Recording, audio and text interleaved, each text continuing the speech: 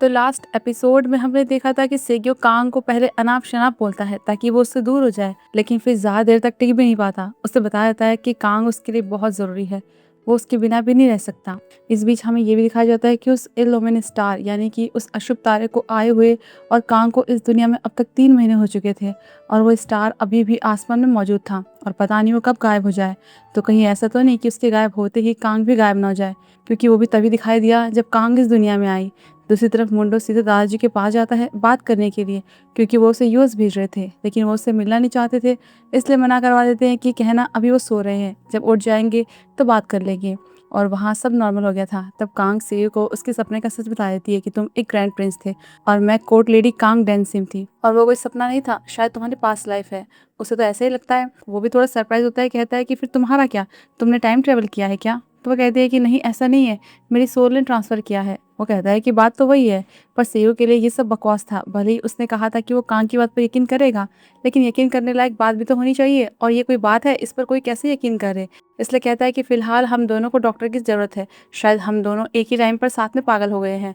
तो कांग उसे घूरने ही लग जाती है। इसके बाद दोनों अपने रिलेशन के बारे में बात करते हैं कि अब तो उनके बीच इतना कुछ हो गया है, तो मतलब अब दोनों ऑफिशियली साथ में आ गए हैं, ट्रायल पीरियड खत्म हो गया है, इसलिए दोनों एक दूसरे से कुछ प्रॉमिस करते हैं कि दोनों के बीच कोई सीक्रेट नहीं होंगे। और मुंडो ने फिर कुछ करने की कोशिश की तो कांग सेयू को पहले ही बता देगी, यहाँ तक कि कांग किसी और लड़के से बात भी नहीं कर सकती, मिल तक नहीं सकती, क्योंकि सेयू को बहुत जलन होती है।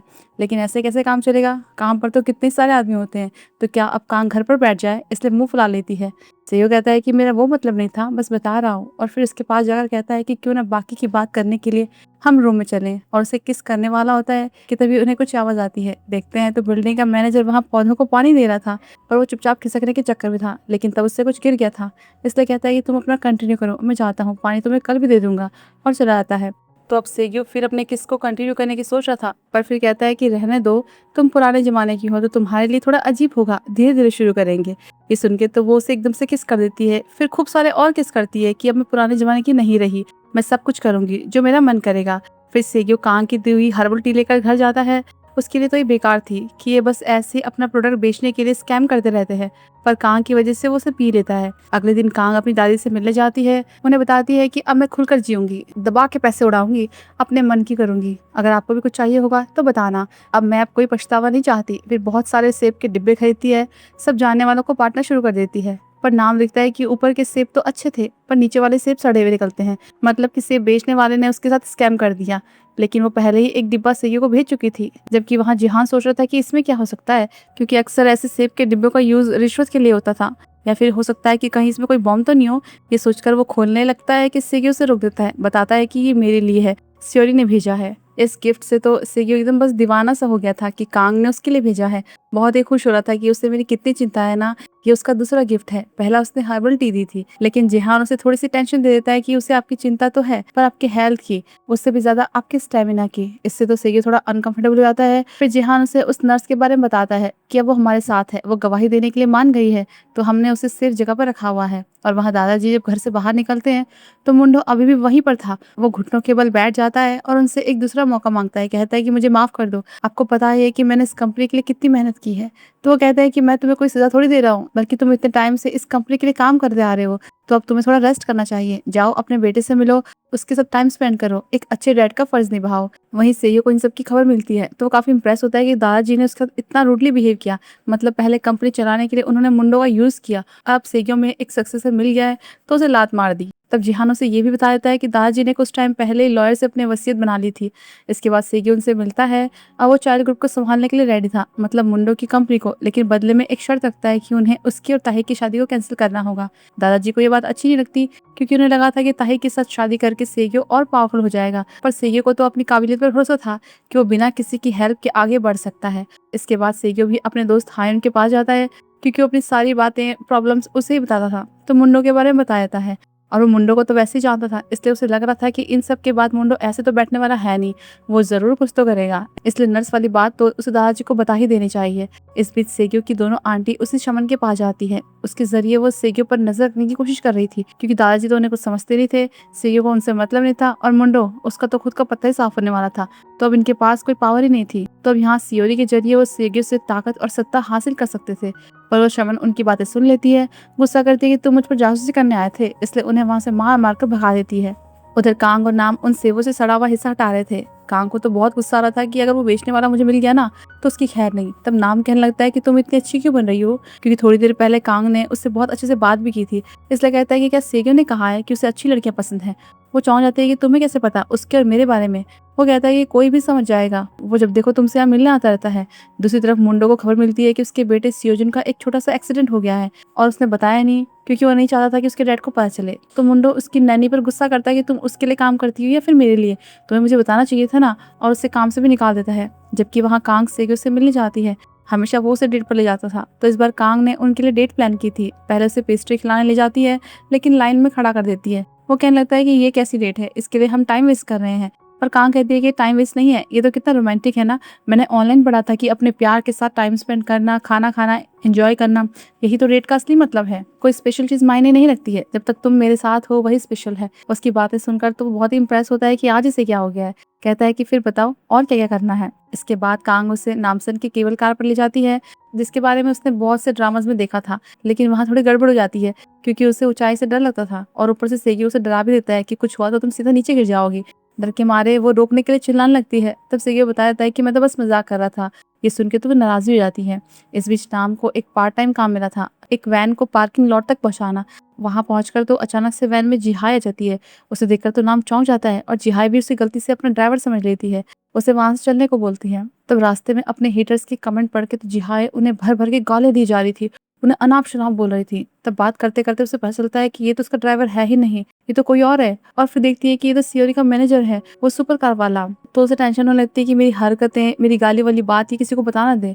इसलिए उसे चुप रहने का बोलकर निकल जाती है। और वहाँ कांग उसे नामसन टावर ले जाती है और फिर कहने लगती है कि मेरे घर से ये एक नेल के साइज के बराबर दिखता है, मुझे पता नहीं था कि इतना बड़ा है। तो वो कहता है कि मेरे घर से इतना छोटा नहीं दिखता, काफी बड़ा दिखता है, और अगर तुम्हें देखना है तो अगली बार मेरे घर आना, और रात को आओ तो और अच्छा है। ये सुनकर तो उसे चिढ़ाने लगती है कि तुम हमेशा लोगों को अपने घर बुलाने की कोशिश करते रहते हो। कल मेरे घर में घुस गए थे, अब अपने घर में बुला रहे हो, और वो भी रात को। तो वो कहता है कि मेरे कहने का मतलब वो नहीं है, ऐसा इसलिए क्योंकि मैं बहुत ही अकेला हूँ। कितनी बार ही मुझे अकेलापन फील होता है। इससे काम को शमन की बात आ जाती है, क्योंकि वो उससे मिलने आई थी। तब उसने उसे सेग्यो की आंटियों के बारे में बताया था कि वो उसके बारे में पता करने आई थी, मतलब कि सेग्यो सच में अकेला है, उसका कोई नहीं है। इसलिए उससे प्रॉमिस करती है कि मैं तुम्हें छोड़कर कहीं नहीं जाऊंगी, हमेशा तुम्हारे साथ रहूंगी। फिर कांग अपने सेट पर जाती है और सबको एप्पल कैंडी देती है, जो कि नाम की हेल्प से उसने उन एप्पल से ही बनाई थी। पर ज्यादातर कास्ट और क्रू को लग रहा था कि वो उन्हें रिश्वत दे रही है, या हो सकता है कि इसमें उसने कुछ मिलाया हो, इसलिए वो उसे फेंक ही देते हैं। इस बीच बोर्ड मीटिंग में मुंडो के यूएस ट्रांसफर के बारे में डिस्कस चल रहा था, और जब मेंबर्स को पता चलता है कि अब मुंडो की जगह चेयरमैन सेग्यो को देने वाले हैं तो सब परेशान हो जाते हैं। उन्हें ये डर लग रहा था कि कहीं सेग्यो उन्हें निकाल न दे। इतने में सेग्यो जिहान के साथ यहाँ पहुंच जाता है, और वो बहुत सालों बाद वापस आया था, इसलिए सब उसे देखकर बहुत चौंक रहे थे।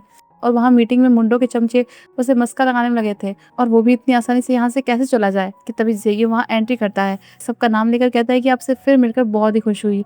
लेकिन वो सब उसे इनडायरेक्टली सुनाने लगते हैं कि तुम यहाँ कैसे, हमने सुना है कि तुम आजकल कोई कॉस्मेटिक स्टार्टअप कर रहे हो, और अब यहाँ पर, यहाँ से गए तो बहुत टाइम हो गया है, और तुम फिर वापस आ गए, ये तो नेपोटिज्म हुआ ना। तो मुंडो भी कहता है कि इतनी बड़ी बात नहीं है, चेयरमैन ने अभी तक सेग्यो को लेकर कोई ऑफिशियल स्टेटमेंट नहीं दिया है, और वैसे भी उनका हमेशा से सेग्यो के लिए सॉफ्ट कॉर्नर रहता है, तो ये किसी और काम से आया होगा। लेकिन सेग्यो तो उन सबकी क्लास लगा लेता है। वो सब अलग अलग डिपार्टमेंट के हेड थे, इसलिए सबको उनकी औकात दिखाता है। और उनमें से एक तो उसकी आंटी का एक्स हस्बैंड था। उसके लिए कहता है कि डिवोर्स तो हो गया है, लेकिन अब तक तुम बेशर्मों की तरह अपने ससुर की कंपनी में पड़े हो और मुझे नेपोटिज्म सिखा रहे हो। तब मुंडो से रोक देता है कि हमने ये मीटिंग इंपॉर्टेंट मैटर के लिए रखी है, ऐसे फालतू बातों के लिए नहीं, इसलिए चले जाओ। तो वो कहता है कि जाना तो तुम्हें चाहिए ना, तुम्हारा तो ट्रांसफर हो गया है और अब मेरी यहाँ वापसी हो चुकी है, तो अब मैं खुद को साबित करूंगा। फिर जाते हुए मुंडो से रोक देता है, कहता है कि तुम्हें तो पैदाइशी सब कुछ मिला है, लेकिन मैंने ये सब मुकाम हासिल किया है, मैंने शुरू से शुरुआत की है, तब जाकर यहाँ पहुंचा। तो तुम्हें लगता है कि मैं इतनी आसानी से हार मान लूंगा? तो सेग्यो भी कहता है कि मुझे सब पता है, तुम्हारे सारे कारनामे, लेकिन तुमने किडनी देकर दादाजी की जान बचाई थी, इसलिए मैं अब तक चुप हूँ। पर अब वो हिसाब बराबर हो गया है, तो अब मेरे लोगों को परेशान करना बंद कर दो। और वहाँ सेट पर जिहाई को देखते हैं। उसे अब नाम से डर लग रहा था कि वो सबको उसकी असलियत बता दे कि वो असल में कितनी बुरी है। तो कांग से कहती है कि ये नाम बिल्कुल भी अच्छा नहीं है, उसे जॉब से निकाल दो। पर वो तो नाम का साइड लेती है और उसे चुप करा देती है। फिर बाद में वो देखती है कि उसकी दी हुई कैंडीज डस्टबिन में पड़ी हुई थी, और साथ ही उसका कॉस्ट्यूम भी फाड़ कर फेंका हुआ था। इसकी वजह से शूटिंग में लेट हो जाती है और सब लोग कांग को ही ब्लेम करते हैं।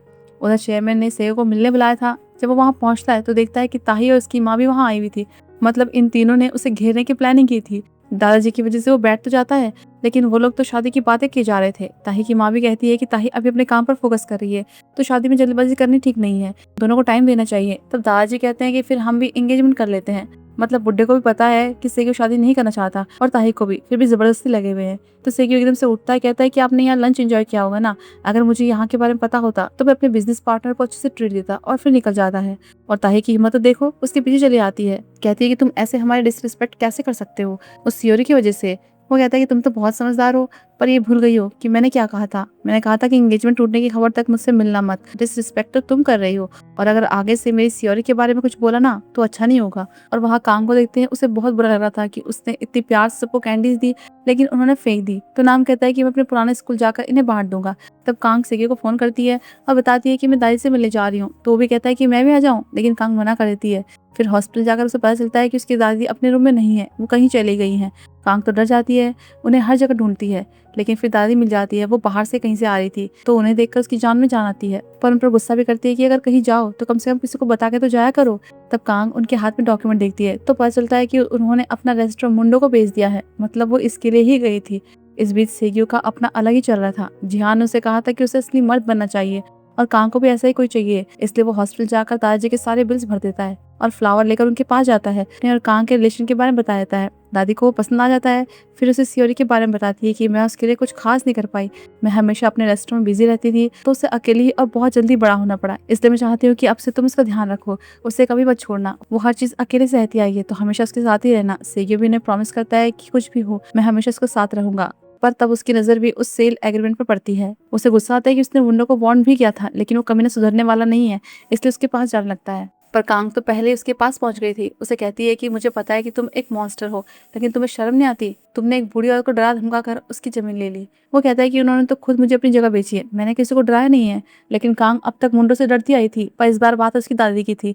फिर एक फ्लैशबैक में दिखाया जाता है कि जब कांग उस डॉगी की कब्र पर फूल चढ़ा रही थी, तो राजा उसके पास आता है, यानी कि मुंडो। कहता है कि तुम यहाँ क्या कर रही हो, और ये मेरे और मेरे भाई की फेवरेट जगह हुआ करती थी, मतलब प्रिंस की।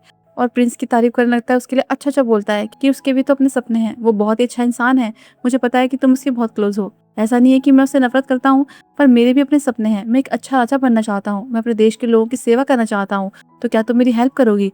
तब कांग उसकी ऐसी बातों में आ गई थी, ये सोचने लग गई थी कि शायद एक दिन प्रिंस वापस महल में आ जाएगा। उसे ये एहसास नहीं था कि उसका यूज हुआ है, पर अब कोई उसका यूज नहीं कर सकता। और मुंडो भी उससे कहता है कि तुम सेयो के साथ खुश रहो, क्योंकि ये रेस्टोरेंट तो मेरा हो गया है। कि तभी सेयो आता है और मुंडो को एक जोर का घूंसा मारता है। वो एग्रीमेंट फाड़ कर कहता है कि ये इलीगल है, और तुमने अब तक जो कांड किए हैं ना, उनके लिए मैं तुम्हें जेल भेज दूंगा, तो अच्छा यही है कि मुझसे दूर रहो, मेरे रास्ते में आने की जरूरत नहीं है।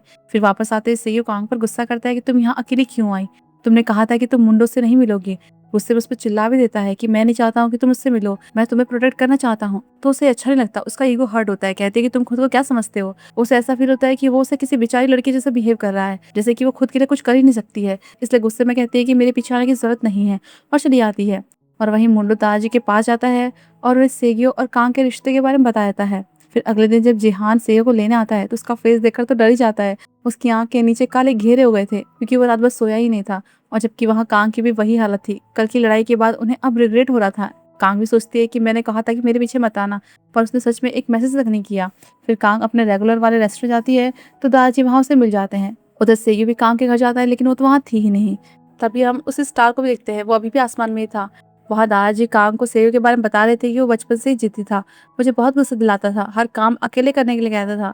पर अब उस बारे में सोचता हूँ तो बहुत रिग्रेट होता है। मैंने उसे उसका मन का कभी करने ही नहीं दिया। वो बिना माँ के बड़ा हुआ है, उसका साथ देने के बजाय मैंने हमेशा उसे फोर्स किया है। इसलिए मैं चाहता हूँ कि वो अब अकेला ना हो, उसकी भी अपनी एक फैमिली हो। कांग को थोड़ा बुरा तो लगता है कि उसने कल फिर उसे अकेला छोड़ दिया था, इसलिए कहती है कि आप चिंता मत करो, मुझे अकेलेपन में होने का मतलब पता है, इसलिए मैं उसे कभी अकेला नहीं होने दूंगी।